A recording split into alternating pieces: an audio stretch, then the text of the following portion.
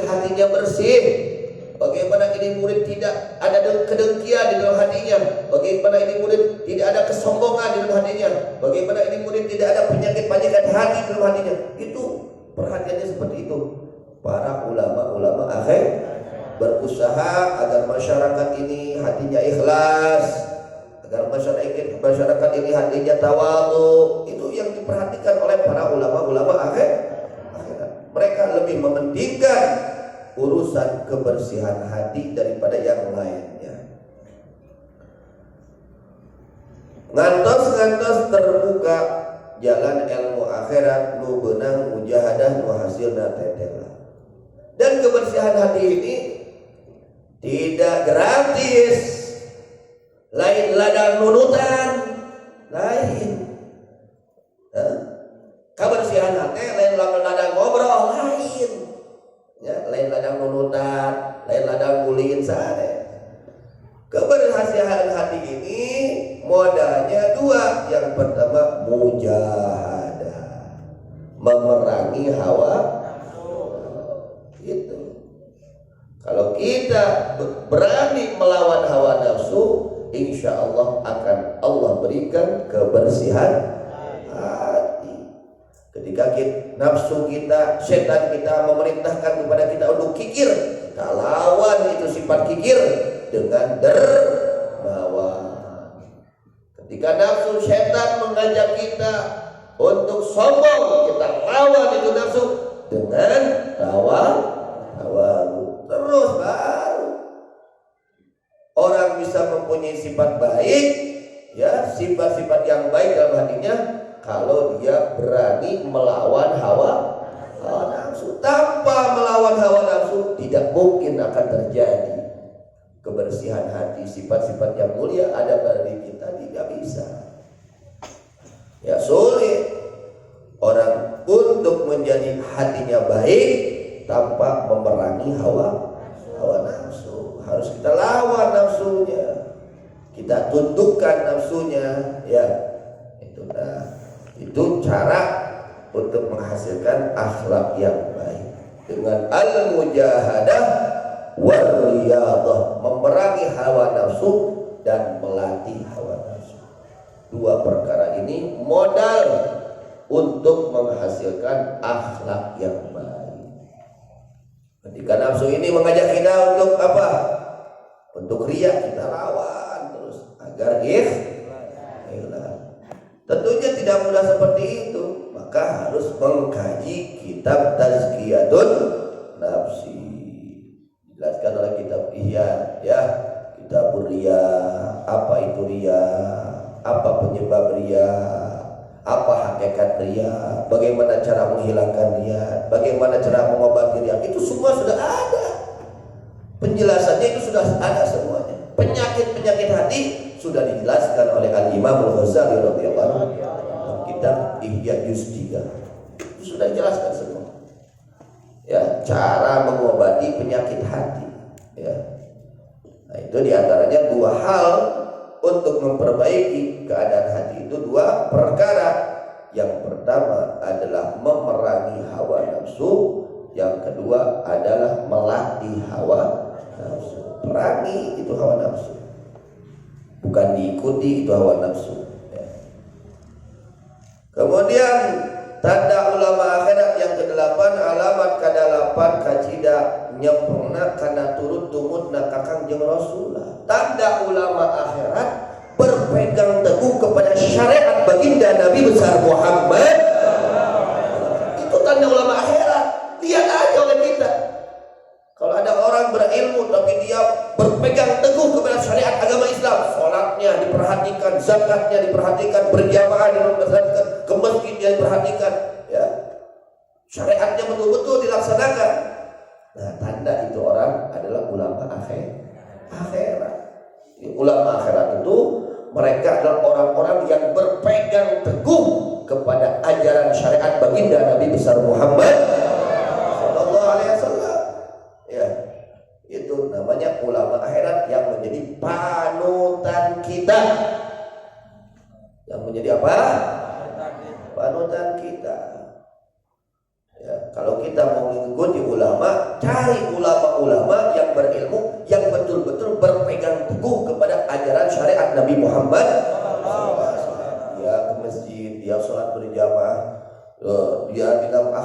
akhlak Rasul yang dia pakai itu.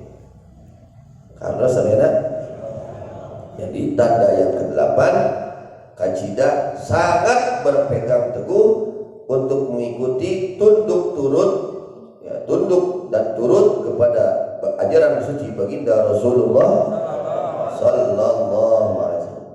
Jadi dalam segala halnya mengikuti ajaran Rasul, segala kelakuannya mengikuti ajaran Rasul, dalam pakaiannya segala-galanya.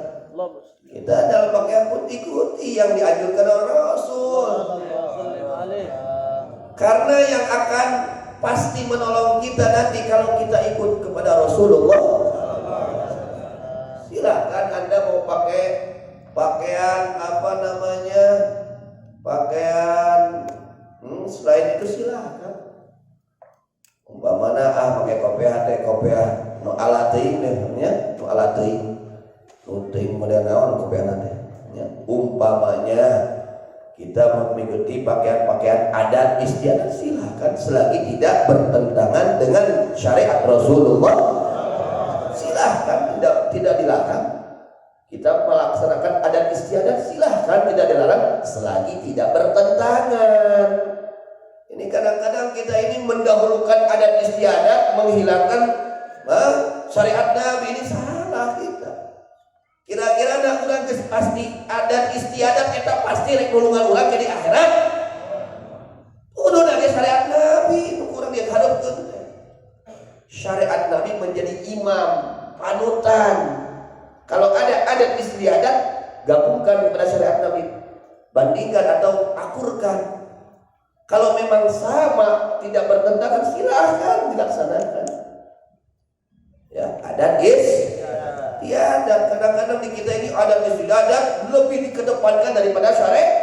Wah, ada adat lagi kiam-kiam, padahal bertentangan dengan syariat. Jangan kita seperti itu. Jadi harus dikontrol dulu. Ini adat istiadat ini bertentangan tidak dengan syariat agama Islam, dengan aturan Nabi. Kira-kira ada adat istiadat nurek nulungan orang di akhirat, rek nyepatan orang di akhirat lain. Terus dah nurek nulungan mah syariat baginda Nabi besar Muhammad.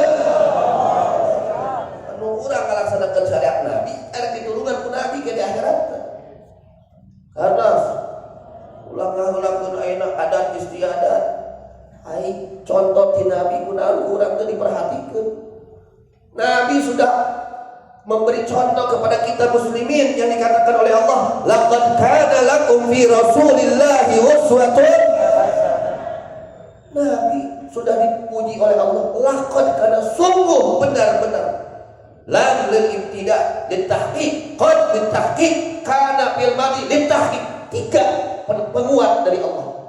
Kana lil tahqiq lagi fil madhi. 4 penguat dari Allah. Laqad kana lakum, sungguh benar-benar telah ada lakum untuk kalian wahai umat Nabi Muhammad fi Rasulillah, di dalam diri pribadi Rasulullah SAW. Bukan hanya di dalam sholatnya, tapi di dalam diri pribadi seluruhnya Rasul ini uswatun hasanah, menjadi suri tauladan yang baik, contoh yang baik. Kalau ingin kita menjadi orang baik, contoh tuh Rasul. Bagaimana pakaian Rasul? Apa yang dipakai oleh pakaian Rasul? Kopiannya seperti apa? Gomisnya seperti apa? Pakaiannya seperti apa? Itu yang kita contoh. Ini kadang-kadang kita ini bangga dengan pakaian-pakaian yang bukan yang dicontohkan oleh Rasulullah SAW. Belum tentu itu pakaian yang bukan dicontohkan Rasul itu akan menjadi pahala untuk kita, belum tentu. Tapi yang dicontohkan oleh Rasul, asal niatnya tidak baik, melaksanakan sunnah itu yang akan menolong kita kelak di akhirat. Karena sudah ulah orang bangga-banggaan di pakaian-pakaian untuk dicontohkan ke Rasul. Ya, kadang-kadang kita malu pakaian Rasul kita pakai. Rasul itu kesenangannya pakaiannya putih, kesenangannya Rasul itu pakai gamis. Kenapa kita malu? Ya. Kenapa kita malu? Sedangkan pakaian-pakaian yang tidak dicontohkan oleh Rasul, kadang-kadang kita berbangga diri. Pakaian siapa yang kita pakai? Contoh pakaian siapa yang kita pakai? Kadang-kadang pakaian Yahudi, pakaian Nasrani kita pakai, orang-orang Islam berbangga dengan pakaian Yahudi Nasrani. Na'udzubillah min. Jangan sebaliknya, justru pakaian Nabi yang dicontohkan Nabi yang harus kita nampakkan sebagai muslim, sebagai umat baginda Nabi Muhammad, sebagai pecinta Nabi besar Muhammad. Harus lain ulah pakai naon istilahnya itu pakaian adat naon kana ikat, silahkan rek pakai ikat, silahkan rek pakai naon itu nutup, penting nutupan yang penting menutup. Tapi ingat, kenapa kita kok nggak pakai pakaian Nabi? Ada apa dengan diri kita kok tidak mau mendekati, mengikuti pakaian Nabi? Ada apa dengan diri kita? Mengaku umat Nabi, mengaku cinta Nabi. Kenapa kok pakaian Nabi tidak ada di dalam diri kita? Harusnya silakan pakai pakaian apapun, silakan. Yang penting menutup. Tapi ingat, ada pakaian yang disenangi oleh Nabi Muhammad SAW.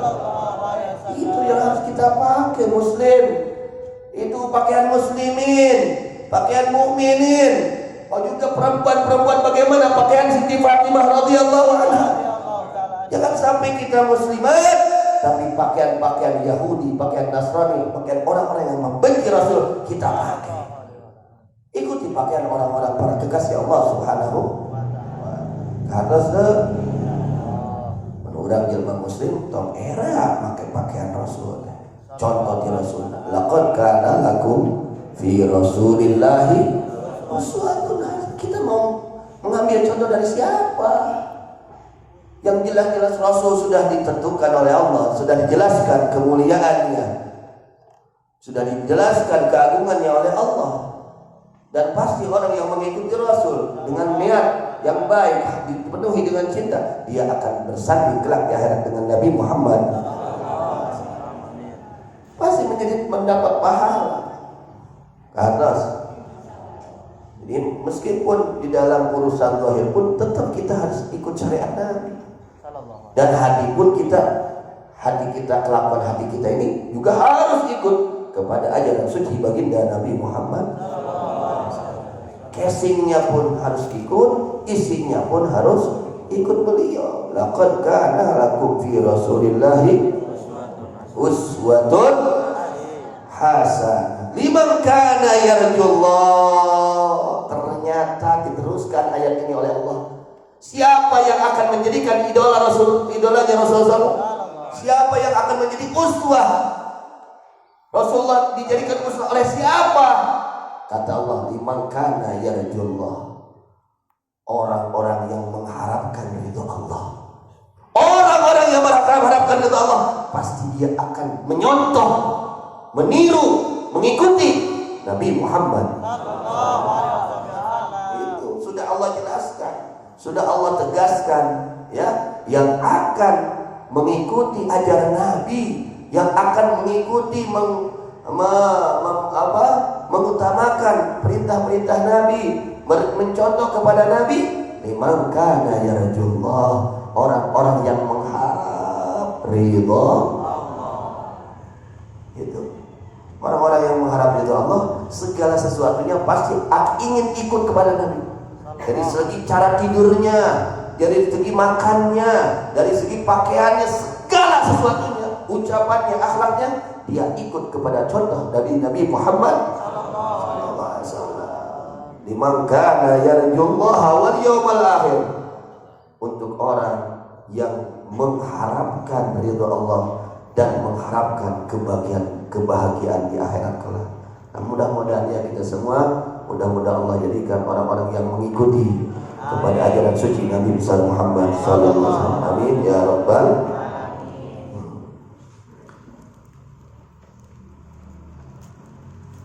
Manah najaan padang muningakan rahasia ilmu-ilmu yang hima anu punjuna. Wallahu a'lam bishawab. Wa ilal majua.